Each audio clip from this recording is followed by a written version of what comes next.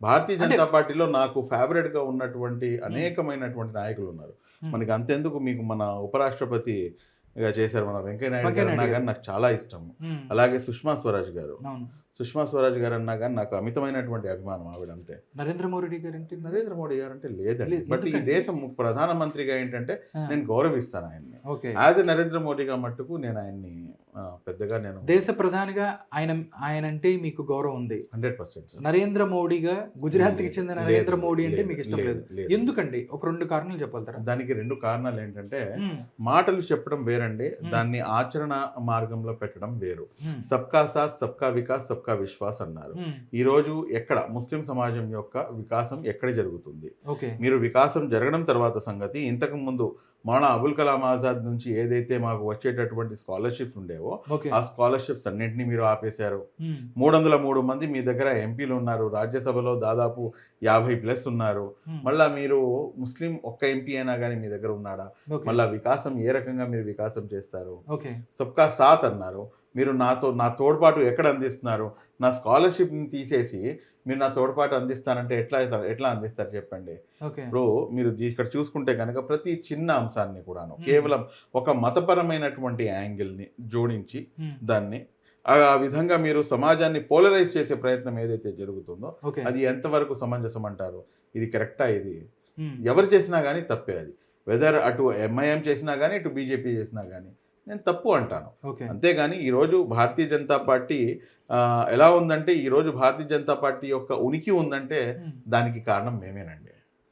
ఈ దేశంలో గనక ముస్లింలు లేకపోతే, భారతీయ ఈ జనతా పార్టీ దేశంలో లేదా? గనక హ్మ్. మన ఈ గడ్డం టోపీ వాళ్ళు, హ్మ్. ఈ దేశంలో గనక బుర్ఖా ధరించిన వారు లేకపోతే గనక హ్మ్. అసలు భారతీయ జనతా పార్టీకి ఉనికి ఎక్కడ ఉంది చెప్పండి?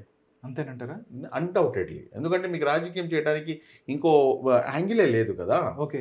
ముస్లిం సమాజంలో నరేంద్ర మోడీ అన్నా, బీజేపీ అన్నా నేను ఒకసారి షేవ్ చేయించుకోవడానికి ఎక్కడో ఒక షాప్‌కెళ్ళాను సలూన్‌కి. ఎక్కడో ఉత్తరప్రదేశ్ నుంచి ఒక కుర్రోడు వచ్చాడు. 15 సంవత్సరాలు కూడా లేడు. అతను మాట్లాడుతుంటే నేను ఆశ్చర్యపోయాను. అణువణువున నరేంద్ర మోడీ అంటే బీజేపీ అన్న ఒక అతనికి ఒక కసి కనిపిస్తుంది. అంటే ప్రతి ముస్లిం పౌరుల్లోనూ ఈ నరేంద్ర మోడీ అన్న, బీజేపీ అన్న కోపం కనిపిస్తుంది. అంటే మీరు చాలా పరిరక్షణ సమితి హక్కుల కోసం పోరాడతారు. బట్ ఇలాంటిది ఏదైనా వాళ్ళ మనసుల్లోంచి తీసేసే ప్రయత్నం బీజేపీ చెయ్యాలా? లేకపోతే మీరైనా మత పెద్దలు చెయ్యాలా అనేది నాకు ఒకటి. తీసేసే ప్రయత్నం ఎవరు చేయాలి? ఆ! ముందు ఏ వ్యక్తి అయితే నేను అలాంటి వాడిని కాదు అని చెప్పేసి వాళ్ళు ప్రెజెంట్ నిరూపించుకోవాలి. వాళ్ళు నిరూపించుకోవాలి కదండీ. అది. అవును. మళ్ళా మీరు నిరూపించుకునే ప్రయత్నం ఎక్కడ చేస్తున్నారు మీరు? హ్మ్. మీరు అవకాశం దొరికినప్పుడల్లా మీరు సైడ్ చేసే ప్రయత్నమే చేస్తున్నారు గానీ, హ్మ్. మీరు అవకాశం దొరికినప్పుడల్లా మీరు సైడ్ లైన్ చేసే ప్రయత్నమే చేస్తున్నారు. ఓకే. అంతకు మించి మీరు ఇంకేం చేస్తున్నారు? మీరు ఇవాళ హైదరాబాద్‌లో నాకు ముస్లింల ఓట్లే అవసరం లేదు అంటున్నారు. హ్మ్. ఇప్పుడు మీరు ఓటర్‌కి పట్టుకొని మీరు ఓట్లే అవసరం లేదు అంటే పోరా అంటారా? లేకపోతే లేదు లేదు నేను మీకే ఓటేస్తానంటావా? ఓకే. క్వైట్ న్యాచురల్ కదండీ! Hmm. So these are all things. ఇప్పుడు అంతెందుకు యూపీ ఉంది. హ్మ్. యూపీలో మళ్ళా ముస్లింలు కొంతమంది మీకు సపోర్ట్‌గా ఉన్నారు కదా! 100% అండి. అక్కడ మంత్రులైనోళ్ళు ఉన్నారు. ఉన్నారు కదా! ఉన్నారు మళ్ళీ కదా! ఎందుకున్నారు? యోగి మళ్ళీ నోరు సీఎం అవటానికి నోరు మంచిదైతే ఊరు మంచిదే అంటారు. యోగి అంటే నరేంద్ర మోడీ కన్నా యోగి ఆదిత్యనాథ్ బెటర్ అని మీరంటారా? అట్‌లీస్ట్ బెటర్ అండి. Okay. At least he is better. He know how to deal the things. హ్మ్. బట్ వేరాజ్ ఏంటంటే భారతీయ జనతా పార్టీలో చాలా మంది ఏంటంటే కనీసం అంటే ప్రతి దాంట్లో కూడాను హిందూ ముస్లిం యాంగిల్ అనేది వెతకకుండా ఉండలేరు. ప్రతి చిన్న అంశంలో కూడాను ఆ హిందూ ముస్లిం యాంగిల్. తినే తిండికి కూడాను హిందూ ముస్లిం చూడటం ఏంటి సార్? కూరగాయలు అమ్ముకునేవాడు ముస్లిం అయితే వాడు కూరగాయలు అమ్ముకునేవాడు ఎంత కొనుక్కొని వస్తాడండి? వాడు ఏం కొంటాడు? ఓకే. వాడి దగ్గర ఉండే స్థోమత ఏంటి? ఓకే. తిప్పి కొడితే ఏదో కష్టపడితే 200, 300 సంపాదించుకుంటాడు. మీరు ముస్లింల దగ్గర మీరు కొనమాకండి అని చెప్పేసి వీళ్ళ మంత్రులే మీరు మాట్లాడుతుంటే హ్మ్. దాన్ని ఖండం చేయకుండా హ్మ్. ఎవరో గోమాంసం తిన్నారు అని చెప్పేసి ఓకే. ఎక్కడ పడితే అక్కడ మీరు ఈ హత్యలు చేసేసి హ్మ్. ఈ రకంగా చేస్తుంటే ఏ రకంగా మీపై పాజిటివిటీ అంటే అనేది వస్తుంది హిందువులకి ఆవు అనేది ఒక అమ్మ లాంటిది, ఒక దేవతలా కొలుస్తారు. కదా? దాన్ని ఎవరైతే ఉన్నారో కొంతమంది కదా! ఒక వర్గం వాళ్ళు తింటారు. అంటే కావాలని అంటే ఇది మతం మధ్య విద్వేషాలు రెచ్చగొట్టడానికే జరుగుతున్న ప్రయత్నంగా చూడవచ్చా? లేకపోతే ఇది సాధారణ ఆహార అలవాట్లుగా చూడవచ్చా? చూడాల్సిన అవసరం నేను ఉందా? మీ మీడియా మాధ్యమం ద్వారా హ్మ్. నేను ఛాలెంజ్ చేస్తున్నాను సార్. హ్మ్.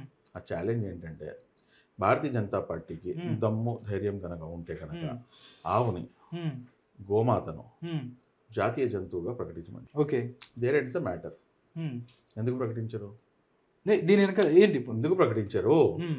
ఏమో అరే మీ 80% ఆఫ్ ద పీపుల్ సార్. వాళ్ళు దాన్ని మన గోమాతని మీరు పూజిస్తారు, ఓకే. దాన్ని మీరు ఆరాధ్యంగా ఎంతో ఇదిగా చూస్తారు. మరి అలాంటప్పుడు మీరు జాతీయ జంతువుగా ప్రకటించేసి కంప్లీట్గా బ్యాన్ చేయండి.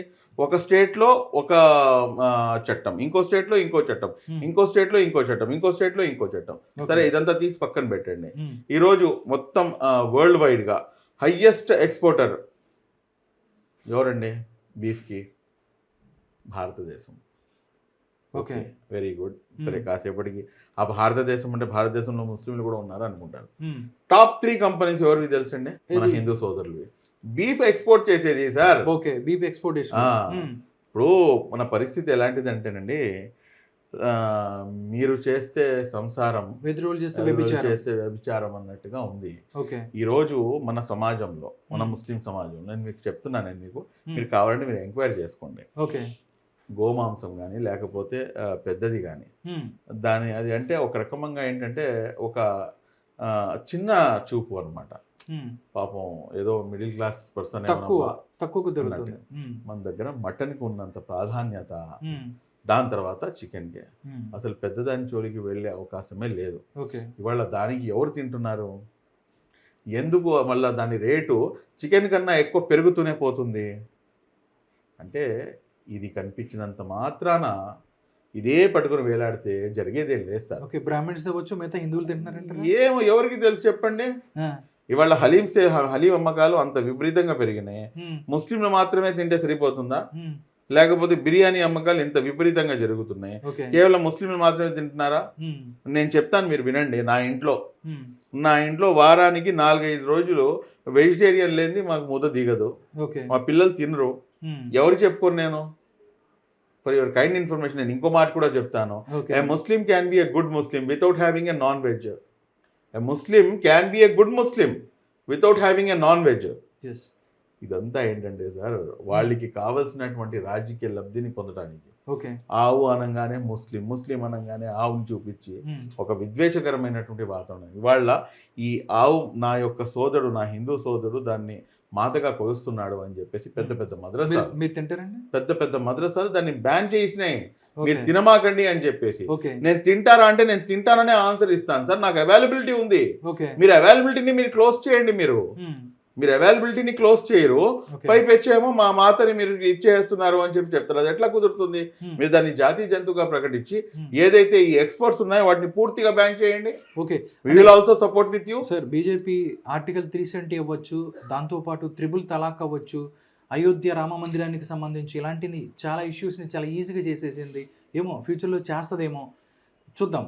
అంటే మేబీ మీరు చేయరు, వాళ్ళకి ధైర్యం లేదు, లేకపోతే వాళ్ళకి ఓట్లకు సంబంధించో వాట్ ఎవర్ ఇట్ ఈస్, ఒక్కొక్క రాష్ట్రంలో ఒక్కొక్క రకంగా ఉంటుంది. బీజేపీ వాళ్ళకి ఓట్లే ముఖ్యం, వాళ్ళకి ప్రజలు ముఖ్యం కాదనే వాదనలో మీరున్నారు.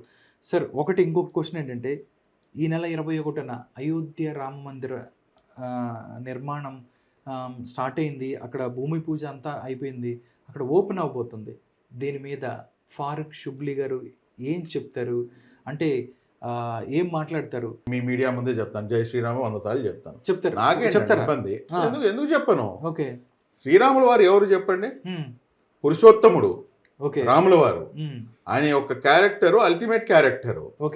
నరేంద్ర మోదీను లేకపోతే చంద్రబాబు నాయుడును లేకపోతే జగన్మోహన్ రెడ్డిని లేకపోతే ప్రతి ఒక్కరిని జిందాబాద్లు కొట్టినప్పుడు అటువంటి మహోన్నతమైనటువంటి వ్యక్తికి జై అని చెప్తే ఏం ప్రాబ్లం ఉంది చెప్పండి? నాకు ఎటువంటి ప్రాబ్లం లేదు. జై శ్రీరామ్ 100% చెప్తాను. కానీ నువ్వు చెప్పాల్సిందే అంటే మట్టుకు నేను చెప్పను. ఏం పీక్కుంటావు పీక్కు అంటాను. There is a lot of difference. చూడండి, యూ హ్యావ్ టు మీరు పద్ధతిగా ఉంటే పద్ధతిగా you will get the answer. నువ్వు తప్పకుండా చెప్పాల్సిందే అంటే నేను చెప్పను. రాజ్యాంగంలో ఎక్కడ ఉంది? నేను చెప్పాల్సిన అవసరం ఏంటి? Who the bloody hell you are అంటాను నేను. Very simple. అలా కాకుండా మీరు మనం ఇద్దరం కలిసి భుజాల మీద చేసుకుని అక్కడ మీరు జై శ్రీరామ్ అంటే నేను మీకన్నా గట్టిగా నేను ఇస్తాను. నారా, దాంట్లో ఇబ్బంది ఏం లేదు. But this is the thing which has to be change.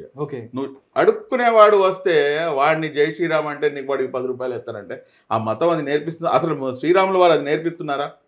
అది ముందు నాకు దానికి సమాధానం చెప్పండి. అయోధ్య భూమి పూజ ఫారూక్ షుబ్లీ గారు ఒకవేళ పిలిచారనుకోండి, వెళ్తారా? తప్పకుండా వెళ్తాను సార్. వెళ్తారా? కాకపోతే నేను మనస్ఫూర్తిగా నేను స్వాగతించకపోయినా కానీ గౌరవించి తీరాము. ఎందుకంటే ఏదైతే జడ్జిమెంట్ వచ్చిందో ఆ జడ్జిమెంట్ని, నా మాటల్ని మీరు చాలా నిశ్చితంగా గమనించండి, మేము స్వాగతించలేదండి. ఓకే, మీరు ఆ జడ్జిమెంట్ స్వాగతించలేదు. గౌరవించాము. ఓకే, ఎందుకు స్వాగతించలేదు? ఎందుకు స్వాగతించలేదు? గౌరవించాల్సిన ఎందుకు అవసరం అంటే వచ్చింది? కనుక మీరు చూస్తే, మీరు ఏదైతే ఆ జడ్జిమెంట్ వచ్చిందో ఆ జడ్జిమెంట్ చూస్తే కనుక మీకు అర్థమైపోతుంది. ఓకే, ఆ జడ్జిమెంట్ లో అనేక వన్ సైడెడ్ కాదండి. బాబ్రీ మసీదు గురించి ఆస్థాకి బునియాద్ కే ఊపర్, అంటే నమ్మకాలు, విశ్వాసాలని మేము పునాదిగా చేసుకొని మేము తీర్పు ఇస్తున్నాము అంటున్నాం. విశ్వాసాల పునాదుల మీద మా తీర్పు అని చెప్పారా? అంతే కదా. కాబట్టి ఇప్పుడు దీని గురించి ఇది అయిపోయిన అధ్యాయం అండి. ఓకే, అది గతం గతః. ఎందుకంటే ఇప్పుడు దాకా మనం అవకాశం ఇచ్చాం. భారతీయ జనతా పార్టీ దాదాపు 30 సంవత్సరాలు దాని మీద తన రాజకీయ ప్రస్థానాన్ని మొత్తం కొనసాగించింది. ఇప్పుడు ఇది లాస్ట్ దశకి చేరుకుంది. ఇప్పుడు ఏదో 22వ తారీఖున హడావుడి చేసి ఓపెన్ చేస్తారు. అది మనం మనస్ఫూర్తిగా ఏంటంటే దానికి మనం స్వాగతించలేము, బట్ కాకపోతే ఆ తీర్పుని గౌరవించాము. ఈరోజు మన హిందూ సోదరుల యొక్క ఏదైతే వారి యొక్క సెంటిమెంట్స్ దాంతో అటాచ్ అయ్యి ఉన్నాయి. అలాంటప్పుడు దాని మీద మనం కామెంట్ చేయాల్సినటువంటి అవసరం లేదు. Let it be, wish you all the best అని చెప్పడం తప్పించి మనం దానికి మించి మనం ఏం మాట్లాడాలి. ఓకే, అయోధ్య రామ మందిర్ లాంటి పెద్ద ఇష్యూని ఎవరైతే ముస్లిం వాళ్ళకు కూడా చెప్పారు, ముస్లిం మత పెద్దలు కూడా మీకు ఏదైనా కావాలంటే మేము ఇస్తాము, అంటే మాకు మీరు ఇచ్చేది మాకు అక్కర్లేదు అన్నట్టుగా కూడా మాట్లాడారు. అంటే ముస్లిమ్స్ ఎవరైతే ఉన్నారో, ఏదైతే మైనారిటీలు ఉన్నారో వాళ్ళ యొక్క ఆత్మ గౌరవం కోసం, వాళ్ళ యొక్క కోసం బీజేపీ అవ్వచ్చు, ఏ గవర్నమెంట్ అనేది, సెంట్రల్ గవర్నమెంట్స్ ఇది చేస్తే బాగుంటుంది, ఇలా ఇవి చేస్తే మమ్మల్ని గౌరవించినట్టు, ఇవి చేస్తే మేము కూడా హిందూ ముస్లిం బాయి అని చూసినట్టు అని మీరు అనుకుంటారు. మీరు ఇది చేస్తే అది చేస్తే కాదు సార్, హిందూకి ఒకటి చేసి ముస్లిం కాదు, మన భారతీయులం, అందరికీ సమానం. అంతేగాని నాకు ప్రత్యేకంగా నాకు కొన్ని రిజర్వేషన్స్ కావాలంటే అది కుదరదు. అది నేను కూడా దాన్ని ఒప్పుకోను. ఓకే, బట్ ఇది లేకుండా, తారతమ్యం లేకుండా అందరికీ సమదృష్టితో చూడాలి. ఓకే, అంతేగాని మీరు ఈ రకంగా ఏంటంటే వీళ్ళైతే ఈ విధంగా, లేకపోతే వీళ్ళైతే ఈ విధంగా అని చెప్పేసి ఏదైతే డిఫరెన్షియేషన్ చూపిస్తున్నారో సమాజంలో, అది తప్పు అంటాను నేను. ఓకే, ఆదిత్య యోగిని మీరు నరేంద్ర మోడీ కన్నా బెటర్ అంటున్నారు, బట్ అక్కడ చూస్తే లవ్ జిహాద్ అనే ఒక అంశం మీద ఎంతోమంది ముస్లిం యువకుల్ని చంపే ప్రయత్నం జరుగుతుంది, చంపేసే ప్రయత్నం, వాళ్ళని అరెస్ట్ చేసే ప్రయత్నం జరుగుతుంది. ప్రతి దానికి కూడాను ఒక ప్రాస్పెక్టివ్, అంటే ముందు చూపించే యాంగిల్ వేరేది ఉంటుంది, దాని వెనకాల యాంగిల్ వేరేది ఉంటుంది. ఈ రోజు లవ్ జిహాద్ అంటున్నారు, నేను ఎంతమందిని నేను చూపించాలి. లవ్ జై శ్రీరామ్ అనే ఉన్న అది తెలుసా? మీరు ఎప్పుడైనా విన్నారా? నేను వినలేదు. లవ్ జై శ్రీరామ్ అంటే తెలుసా? లవ్ జై శ్రీరామ్ అంటే ఏంటంటే ముస్లిం అమ్మాయి, హిందూ అబ్బాయి.